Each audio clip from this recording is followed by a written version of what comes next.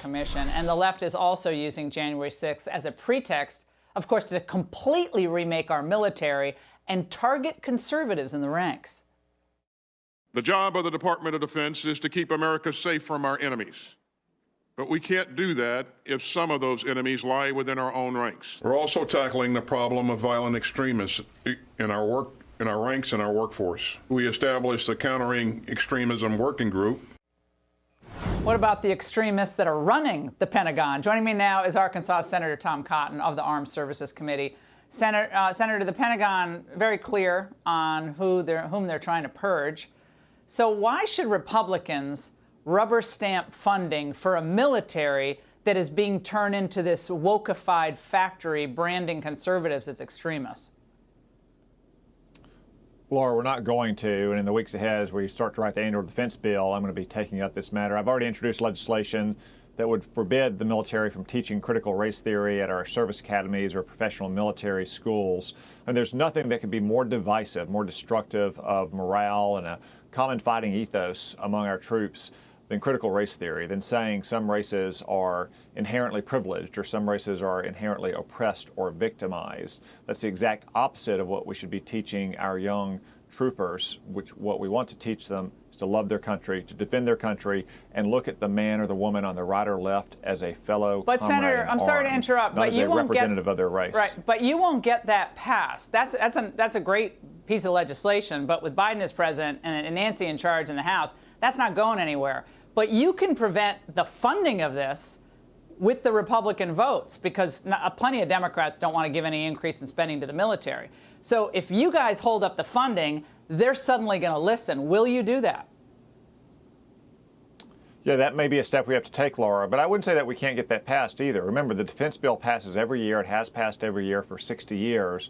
We have an open amendment process in the committee and on the floor. I think there may be one or two Democrats who don't think that we should be teaching our troops that the most important thing about them is the color of their skin, rather than their ability to help save the lives of the man and woman to their right and to their left.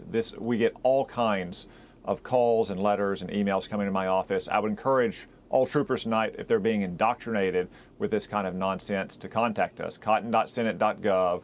We welcome whistleblowers. You can send us your experiences. You can send us the documents that are being seen. We want to stand up for you. We want to make sure that you're spending your time training to fight and to win our country's wars and to take care of your battle buddies to your left and right. The Secretary of Defense, he's calling the troops the enemies. I've never thought I would be in a country where the Secretary of Defense would call our troops, some of them, the enemies. I hope everybody listened to that clip if you had missed it when we played it before. But I got to ask you, similarly, this new report from The Intercept is revealing, Senator, that the Pentagon is launching a pilot program to monitor the social media accounts of our military personnel for extremism.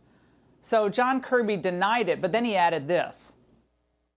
There's no effort inside this extremist working group to somehow spy on every individual in the military or spend hours and hours just gleaning through social media activity just for the sake of doing it. What we are interested in doing is seeing how the services are doing it as they recruit, see if there's things that can be learned, things that can be improved. Do you buy that? They're not trying to target traditionalists or conservatives? Yeah, well, we're going to get to the bottom of that because it was a very disturbing report. John Kirby has denied it.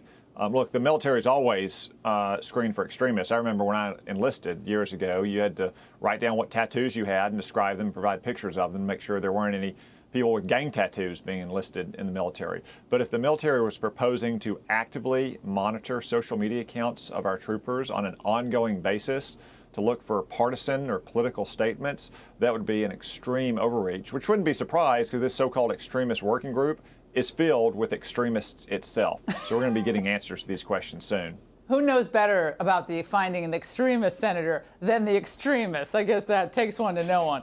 Senator, good to see you tonight. Thank you. Hey, Sean Hannity here. Hey, click here to subscribe to Fox News YouTube page and catch our hottest interviews and most compelling analysis. You will not get it anywhere else.